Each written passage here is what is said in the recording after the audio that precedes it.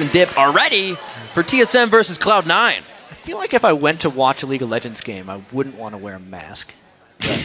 Those two guys having fun. A horse or an eagle mask. I'd be an eagle though. Yeah, me too. I think the horse is just it's flooded the population. Soar There's too above many the crowd. horsies. Hooses. There you go. Horse. Well, we got like a clap going on for TSM here. This is like Morse code TSM. All right. You can tell everyone's been waiting the whole day for this one. This is the big game of the day, Riv. It is. It is. Meteos, he's going to start it with a ward, too. Ooh. Well, obviously, knowing he has Drain on Fiddlesticks, he doesn't need the extra... That's some dedication. Still going. He doesn't need the sustain of health potions. I wonder if he's just going to bypass his Spectral Wraith jungle item as well. There's a very real possibility he's just going to rush his Sonya's Hourglass. This positioning is very interesting so far. Are they going to 2v1 Bjergsen in middle? Leona's hanging up out top. Cloud9 slowly waiting this one out. I'm not sure why Cloud9 does this, but they often position... It is usually sneaky. Yeah. They pretty much always position their AD carry in the mid lane, and I think it's if they want to react to any lane swaps, it is easier for them. Right. Because High is generally not going to go anywhere but the mid lane, so they can always rotate him up, and then that means they could rotate their AD carry and support anywhere else they want. So by going in that configuration, they can meet any demands that they actually want to hit. And you are correct, sir. Looks like we are going to have High moving up towards that mid lane. They do not have anything they need to adapt to just yet. It's going to be the solid 2v2 in the bot lane and the regular mid. This is the matchup we wanted to see, though, especially High Bjergsen. And then our matchup of the day here, Meteos and Odd One in the jungle as we started off. Yeah, and we get to see a jungle Fiddlesticks. Meteos, the only guy to play this split over North America. And Tendudex played a little bit of jungle Fiddlesticks back in Season 3. He was tank Fiddlesticks, though. It's pretty clever. It worked out. Played it in more than one game. Yeah. I believe they found the victory with it in more than one occasion. What is kind of the pressure you see out of a Fiddlesticks? He's not just going to come flying out into the lane. Yeah, a lot of it is just the fear of fear when he comes in. It used to be a lot longer. Look at that aggression early. Oof, almost hits the double Q as well with the Shadow. Bjergsen's now going to play a little safe. Yeah, Fiddlesticks also brings a lot of disabling. If you can find the right silence bounce, it's probably the most underrated part of Fiddlesticks. How many people he can shut down in a team fight. Like, even if he's not ulting and getting good initiation, if Meteos can land a fear onto Bjergsen and then combo with a silence, they can burst him down in a team fight when he decides to come in. Not bad. It actually looks like he dipped right from blue to red as well on his Fiddle run. Yeah, Fiddle's the type of champion who can do that. So that's why he didn't hit level 3 quite yet. But he doesn't care. He's just trying to have his own unique type of jungle routes. Yesterday when we were watching him play Lee Sin, you could tell he had put a lot of forethought into his jungle pathing. One of the games he even didn't have his blue, and he still didn't fall behind in the jungle. Right. Meteos definitely prepares his jungle routes more optimally than most junglers would. Yeah. And when you say it was the same route, it was literally down to a T, even in his ward placement on the invades. So he knows what he wants to do, even if he gets deterred from the path. He'll stay straight on it. Yeah, right now, these junglers are reading each other's minds. Meteos came because he thought that Odd One would be in that brush, therefore he warded. But before that happened, Odd One had warded over the wall because he thought Meteos would be there. We're in each other's heads. Yeah, and it's really kudos to Meteos. He's going to have to... He doesn't really have the counter gank ability.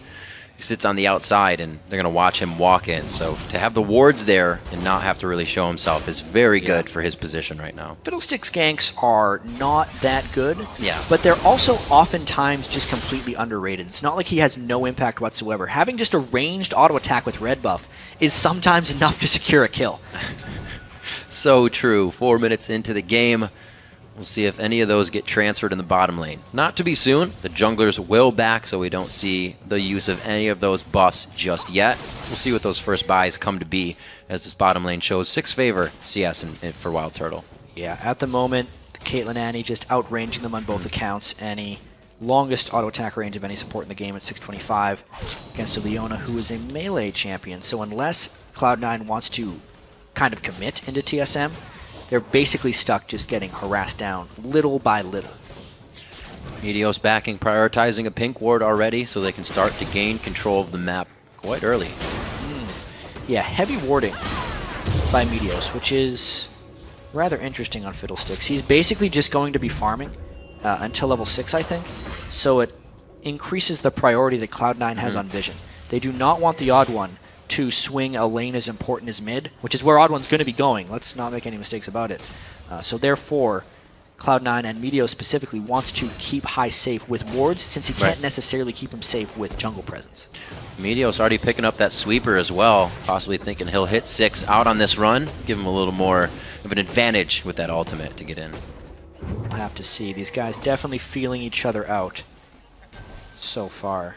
Top lane is our first visit. Ball's not really pushing in Dyrus too well, but has the small advantage that one would expect in a Renekton lane. And surprisingly, Meteos is running up to the top lane. He's actually trying to predict a Vi gank from the Odd1 here, but he's not going to find it.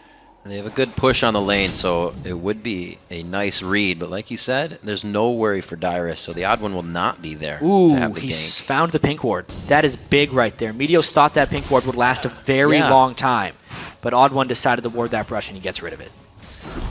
Very nice job by Odd1, giving himself a little bit of a power play there on the pink ward purchase. And we see Dyrus getting pressured back to the lane. This will call Odd1 to the top lane.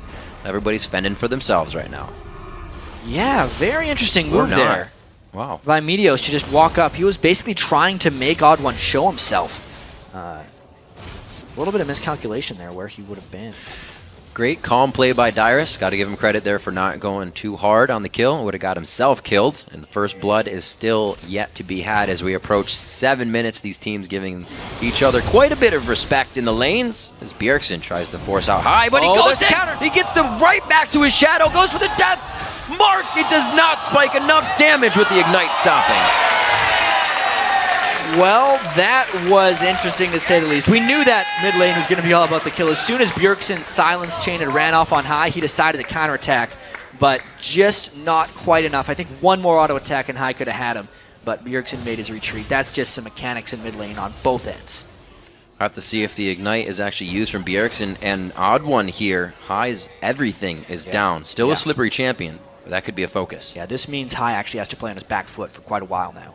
If all the Odd1 does is just like flash into ultimate range, High is most likely dead, as long as that happens before High's death mark comes back up. And they might just try and rotate right now. Meteos needs to do his best to get in position that he can protect that and fear it off with a Fiddle ult. This is going so great for both teams right now. The farm is almost identical in every lane. There's a bit of a discrepancy there in the top lane and just a few farm between the AD carries, but these are the two top teams, and it's going to play out like this through the game, the entire game. We're all expecting a very close game.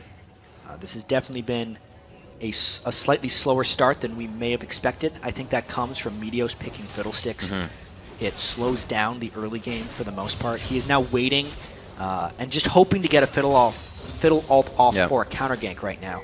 But the mid lane gank just isn't coming. I think one of the reasons this game is so slow is there's a huge mind game going on right now between Meteos and the Odd1, trying to catch each other ganking the mid lane, since Cloud9 knows how mid lane focused TSM has become.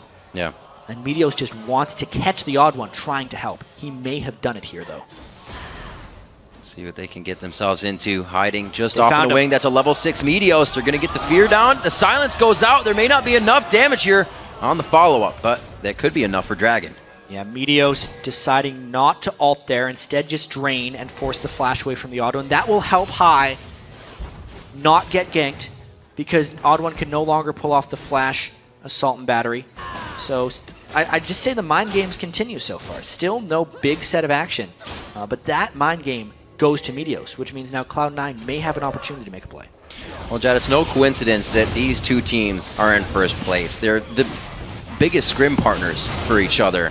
They know what each other do. They're giving each other a lot of respect, and they know the game could swing at any point in time. This will help Cloud9 a little bit in that favor. Yep, very tactical Dragon right there by Cloud9. Dyrus actually burned a teleport, I believe, I think he just used it to get back to the top lane. I could be wrong on that one, because Balls had cycled down for a potential Dragon TP. Ooh, if he picks up that red buff, it might give him the ability to bully a little bit, because Meteos doesn't necessarily need it. That's a very smart buff transfer, in a sense, to the top laner. Gonna lock down this bottom lane. Sneaky is a little behind in CS, being forced to back here, so this, if Wild Turtle stays, he is going to get a bit more of an increase on that lead. Sneaky is not going for the Blade of the Rune King build just yet, though. No, looks like he's going regular Bloodthirster. doesn't need as much elusiveness in this game, or Blade of the Ruined King would just end up killing him. You can see that ward spot, the odd one, loves to control that spot. Second ward he's placed there, just spotted Meteos. I wouldn't be too surprised, actually, if Meteos asks High to pink ward that brush again to get rid of the odd one's ward, just because these guys really seem to be in each other's heads right now. Sneaky with a pink. He's going to cleaver over the wall to try and check. Oh, man. No, he didn't. Slowly. A lot of patience here coming in. And it has to be when you play Fiddlesticks. Yeah. You never really know where he's going to be. He can theoretically ult over that wall and try and get something crazy, but he's just kind of backing off because they don't have eyes on the odd one at the moment. Yep. There's always the rule of thumb that you should consider someone is in the bush every time. And even more so with the Fiddlesticks, because it's going to mean an instant 0 on your HP. So these guys still feeling each other out. Let's take a bit of a look at the items. Brutalizer completed onto High. And also double Thorns for Bjergsen. So while Bjergsen hasn't went like a full Seekers for defense, the double Thorns is respect in itself to have the little bit of extra health. Both those guys are fairly vulnerable. Lemonation might go hard. A very nice ultimate there. Solar Flare goes down as well as a True Shot Barrage. Can they finish out Wild Turtle, though? Xpecial to the back line, stopping a good amount of damage. Sneaky, very low. Xpecial, no flash, no ignite. No, he just uses it all. Wild Turtle's Peacemaker. First blood on the long range. And they might continue. They're trying to take with Timbers. They can't get the double. Wow, Rick. Lines it up in the sniper shot for first blood. That was a perfect example of how to stop a Leona as an Annie. You don't go for the Leona, you go for the 80 carry. So Lemon Nation gets trapped in there by himself. Xpecial just finishes him off, and the Timbers is just beating on Sneaky that whole time. Dive top! And they're beating on Dyrus in the top lane. He gets hit up. The attacks go down from the turret. Balls makes it out alive. Action reaction right there from Cloud9 and TSM. Meteos knows he can get that ultimate off on Dyrus. They've been working so well with Balls this week. They're trying to get him going. Instead of playing into the mind game of everyone ganking mid, Meteos heads top lane, gets a kill, and they can even out the turrets. We shouldn't expect anything different from the two best teams in the league. I expect a lot of this gameplay to be mirrored. A nice death mark. He can't follow up on too much damage. The Ignite's there. But again, it just doesn't equal the amount of health he needs. Nearly enough, but once again, High burns both of his Summoner spell. Very nice move as he ulted as Bjergsen was trying to go in on him to dodge the damage, meaning Bjergsen couldn't attack back. But at the same time, High could not secure the kill. Therefore, he probably shouldn't have burned everything to go in that far. Now he is down Summoner spells and also down health. There's that Wild Turtle Peacemaker. Did pick up first blood as he comes up behind in mid with Xpecial now. Bjergsen may start some type of roam, or he may just go ahead and join Wild Turtle and Xpecial back in mid. Yeah, now the rotations, I think, begin for TSM. The Caitlyn, Annie will definitely try pushing in a whole bunch. Sneaky not necessarily pushing the bottom lane, more so farming. So there is a rotational advantage for TSM right now, knowing that they also harassed High back. It's very difficult for Cloud9 to hold this. Who's going to clear the wave? Leona? No. Fiddle? No. They're going to get a lot of damage. Yeah, they're going to be able to use this. They got 3 long range. Although it's not doing too much damage, it is going to force Leona to have to go pretty much for broke if they want to engage on this one. And the turret's there for TSM. They don't want anything more.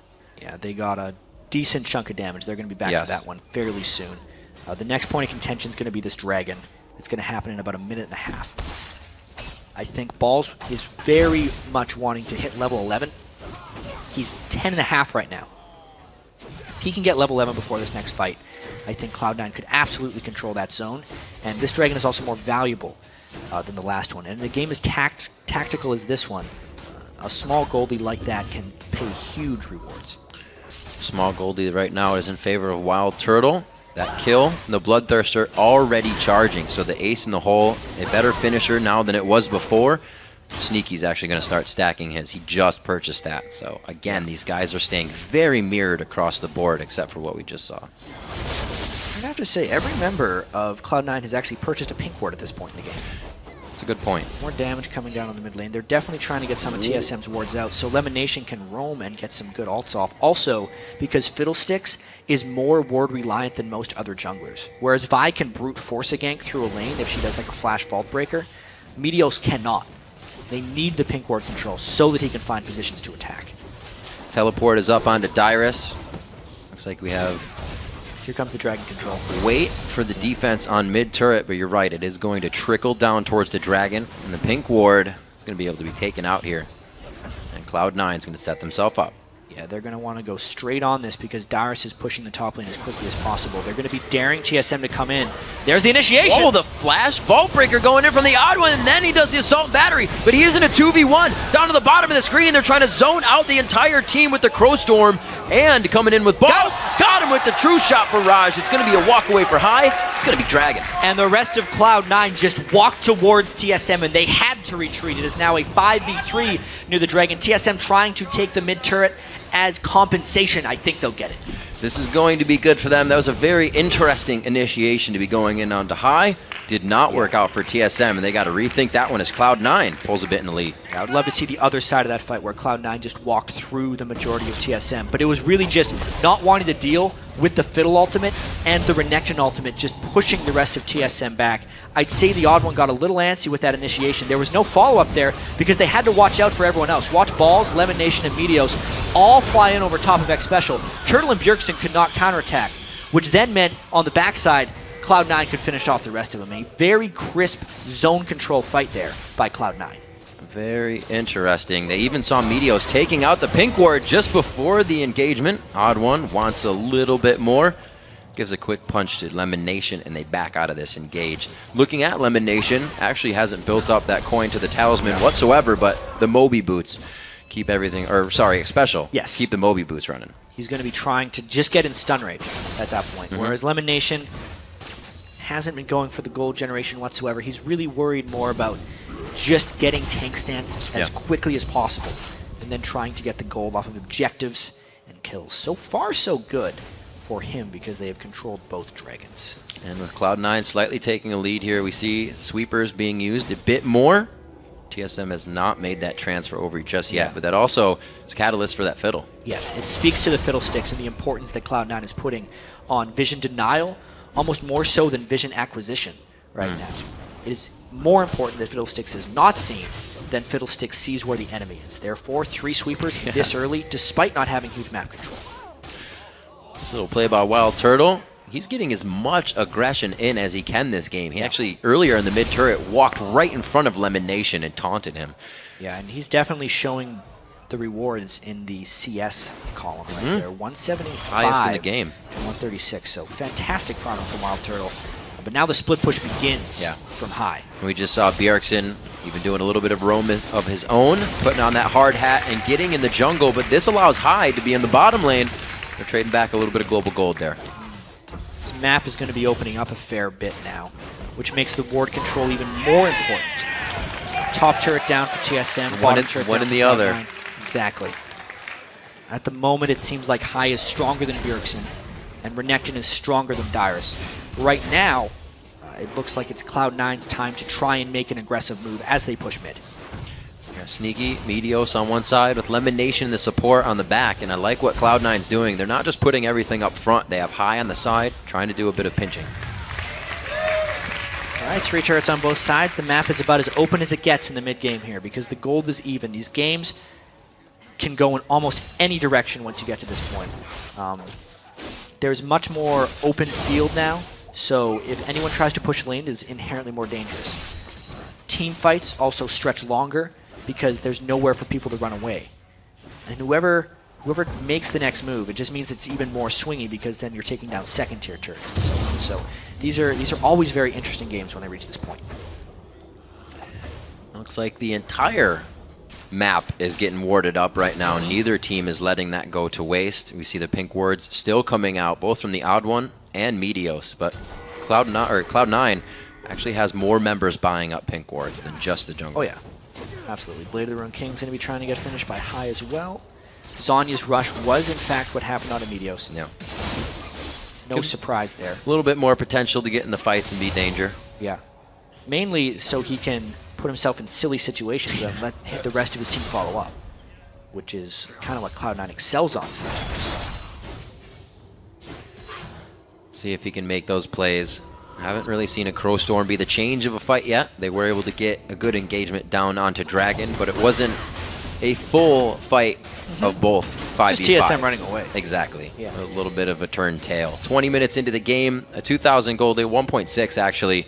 So we're not up to that amount just yet, but it's still close enough to be completely anyone's game. The Deathfire Grasp soon to be finished on Bjergsen, and that's when we start seeing him get those kills. Yeah, something that's going to get more and more interesting too, Riv, is whether or not Cloud9's affinity for sweeping lenses hurts them, because they're still open to getting picked off by the odd one in Bjergsen. And even X Special. It's not like TSM doesn't have pick potential in their team composition as well, but it is Cloud9 that is sacrificing wards so they can get rid of TSM wards. There's a lot of fog on this map right now, because all the wards are really getting killed by Cloud9 and not placed by Cloud9, so that TSM doesn't need to sweep them.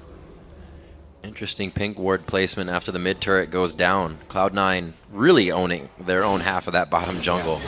Well, they want to control that area for the next dragon fight. Right. Many places for Fiddlesticks to hide.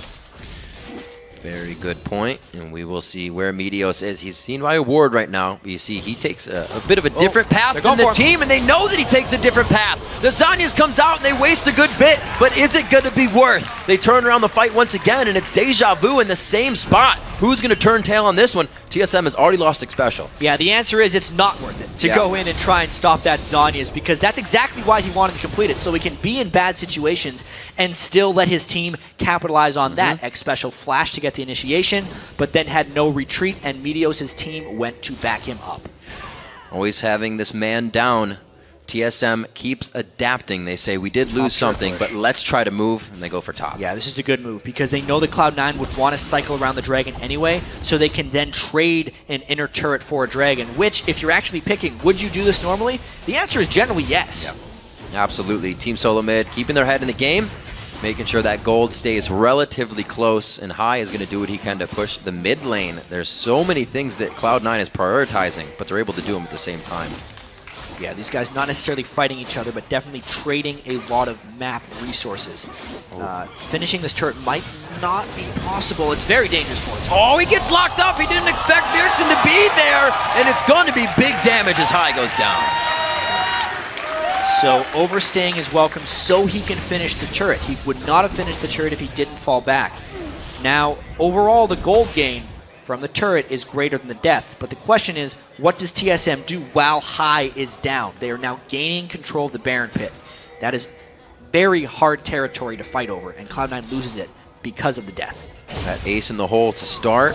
Oh, the Solar Flare goes down behind, but Lemon Nation not in a good spot. The chain goes out. The burst could be there from the second hit of Bjergsen. He goes for it, and it's going to be the odd one to pick it up. Good positioning now for where they are. All right, that takes out another kill, and that's all because High was dead. Sure, Cloud9 could have fallen back more, but they needed to have safety near that Baron area. Let's see how long Cloud9 continues to reel off of that chain of events. The dominoes slowly falling here in favor of TSM. They get a few more kills in their favor. That 2,000 gold deficit still is ticking on the back. As far as Cloud9 goes, TSM is doing Baron right now. Do it, Baron, but there's Turtle coming up. Whoa! It's going to be the Zhonya's, and he just walks this one up. It's going to be enough to pop him down. Meteos will not be a factor in the next engage. That's one more for TSM. They continue to capitalize off of this chain of events. Now Cloud9 is trying to push mid. TSM could very well secure this Baron. That turret is very low in the mid lane from High previously. They see it now. Going to be able to take it down. It looks like they will go for Baron. 16 seconds on Meteos. Bjergsen is low. He is going back. This could be a 3v4 in the Baron Pit. TSM may have to fall back. It's getting very antsy here. The smite is going to be up here, coming in for the odd one. They go into the Baron Pit. Bjergsen has to put himself outside as the passive gets worn off. Odd one grabs it up, and it looks like Lemon Nation and Balls are going to try to do what they can. Dyrus and Sneaky having a 1v1 tit for tat. Odd one out of the brush, out of the Baron Pit, I should say, and they're trying to keep Baron alive on them. So they do have the Baron buff, but how many people are going to lose it? Odd one is still on the run. He's going to try and hop over the wall, get away. Bjergsen finds Dyrus, or Bjergsen and Dyrus, I should say, find High, and he gets out of that one alive.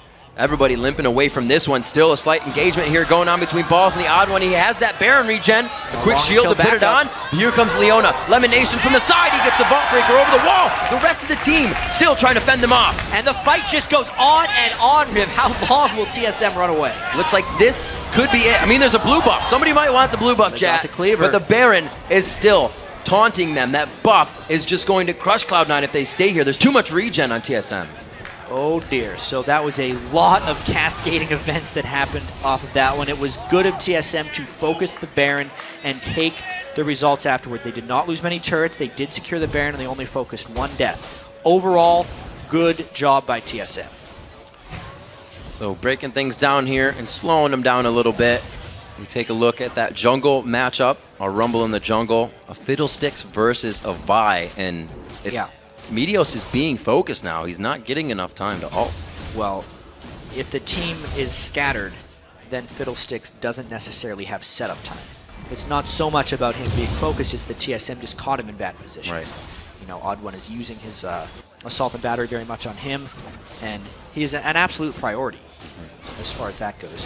One thing to note, actually, is when a Mundo has Baron buff, it's a little bit ridiculous, because not only does he get health regen based on his max health from his passive, yes, Baron health regen by nature is also based off your max health.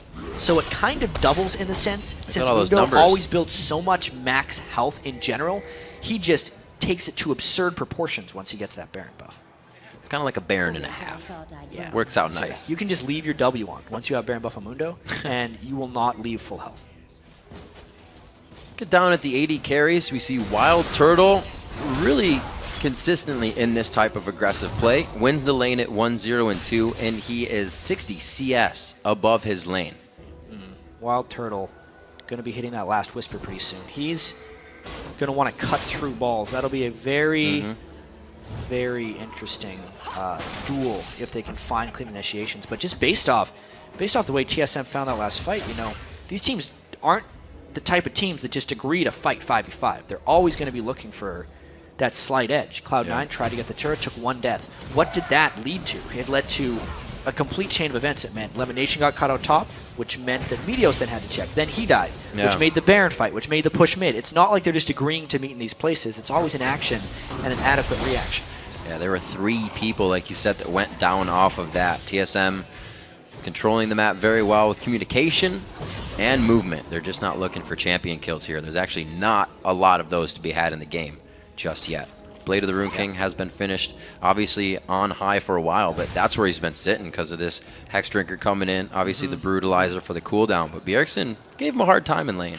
Yeah, the gold froze a little bit for Cloud9 recently with all the action TSM was doing. They haven't had much time to farm when dealing with this Baron buff. Flash initiation! There it is, again onto Meteos! Forced to use the Zanyas, and he's not on Crowstorm. Goes down instantly. A huge amount of DPS is consistently being lost. If Meteos gets caught out at the edge of these fights, Cloud9 will not win this game. A pick that does not seem to be working in their favor. The crowd still very much so behind TSM as they were in the beginning, and it's helping them pull ahead. Yeah, and with High going now to try and take a Dragon, they are fully conceding this inhibitor to TSM. They do not want to fight it any longer and create another chain reaction. 28-minute inhibitor, a little bit quicker than I thought would come from this game, but we still could go into the late game. This is going to be going down, but they are fully rushing down here for High. He's going to Shadow, get safety.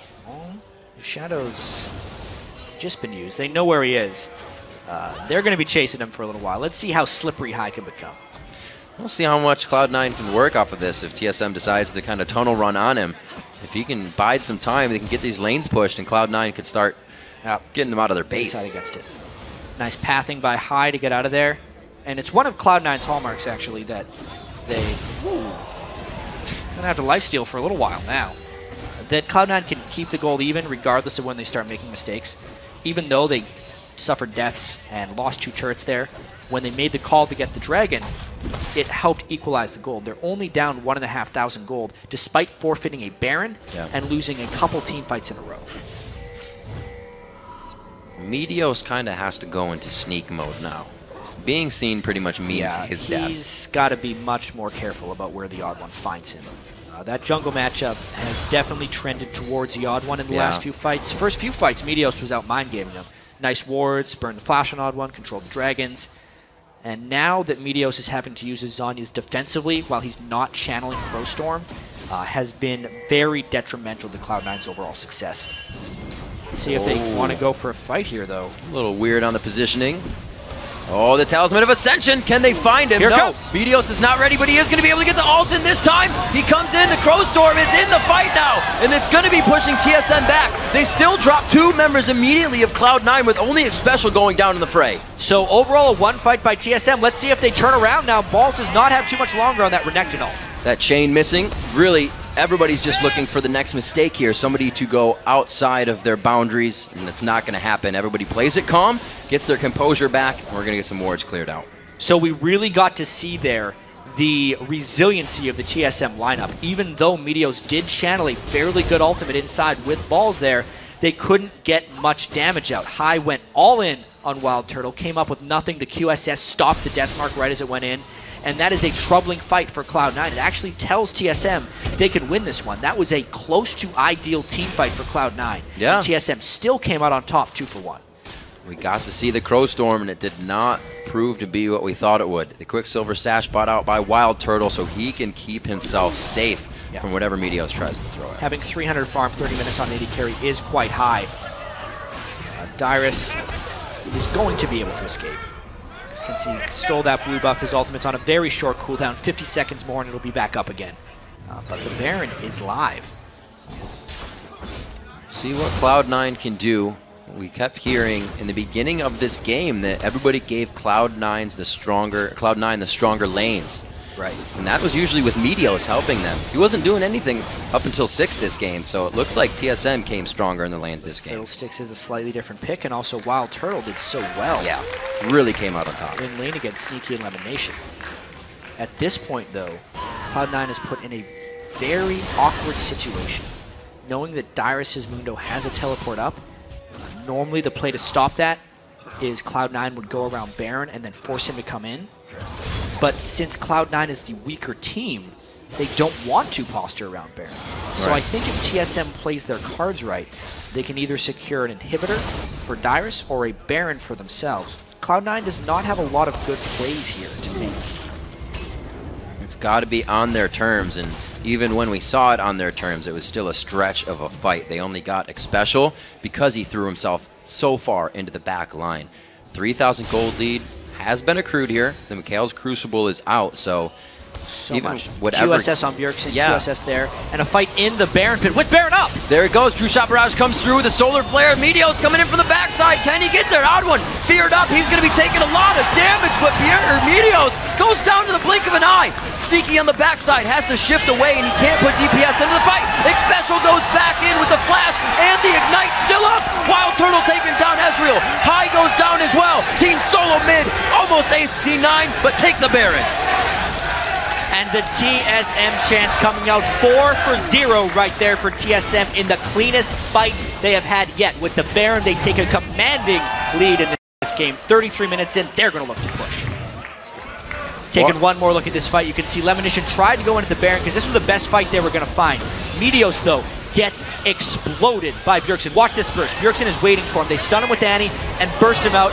Everybody wanted to kill him before he could Zhonya's. At that point, since the burst was out from High, there was just no sustained damage left on Cloud9, and it's just cleanup from then on out. A quick 1, 2, 3 punch. Jat, you pretty much said it. They can do whatever they want. They can dictate and drive the game to Baron. Yeah. Cloud9 bit it. At that point, there were not too many options left for Cloud9. So good execution by TSM. And honestly, it's what Cloud9 had to try to do. Cloud9 is the better team in this situation. That fight has just catapulted Team Solomid into a huge gold lead. 8,000 gold over Cloud9 right now. A swing that we did not expect to see in this game. We thought it was going to go straight neck and neck, but TSM is showing that they came very prepared for this matchup. Yeah, and now that there's the big gold lead, you just kind of can see the team compositions really coming out of top for TSM. Mundo has substantially outscaled Balls' Renekton, Thornmail and all versus heavy physical damage on Cloud9. Makes him almost unkillable because Meteos isn't going to be focusing Dyrus or doing damage to him. He's going to be trying to get Fiddle ults on the rest of the team. So all Dyrus has to worry about is that armor. And then when you consider the relevancy of the rest of Cloud9, Wild Turtle and Bjergsen can think about killing whoever they want. They've built the QSS so that High is no longer a threat to them either. and their damage is sufficient because they're sitting on so much gold. 5 kills on both of the main damage dealers. The gold distribution could not be better right now for TSM. 504, 505, and a good 200 gold, almost 2,300 sitting on Wild Turtle. And you can see just how comfortable they feel being in the lane right now. He doesn't feel like he needs to spend it. There's too many opportunities to be had right now. He's 3,500 gold ahead of everybody on Cloud9 right now. Just the farming he's been able to do.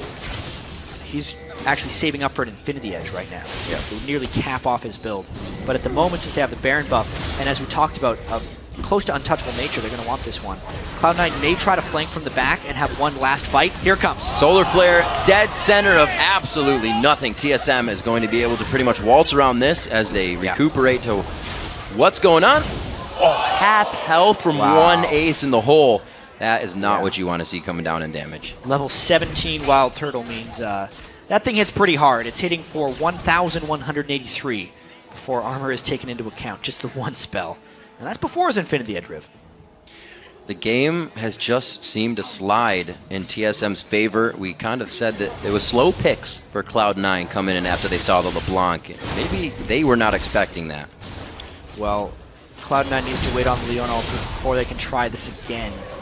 They need the Leon Ultimate not to whiff to have a chance, but they're going in before because they do not have the time. That's the third time Turtle's been really close. He gets himself out with the flash. The Quicksilver as well is there to assist. They're trying to go in on this, but there's not much damage coming from Meteos. It's like the fight really wasn't engaged, but it is special. Taking down Lemonation, and he is again in the forefront of the fight with the rest of the team. Balls is the one getting hit up. They're going to take him down and hit him right in the name. Sneaky goes down next. Meteos is on the board as well. Desanias goes, but he goes down. I think this is the game, Riv. That was another clean fight for TSM. You can see Cloud9 was not going to let TSM whittle them down. They went all in because it was the only chance they had. And now TSM is on the coast. An amazing game, Team Solo Mid. Going to take sole possession of first place over Cloud9. Give them their second loss of the season. And they're going to look to be 7-1 now in the spring split.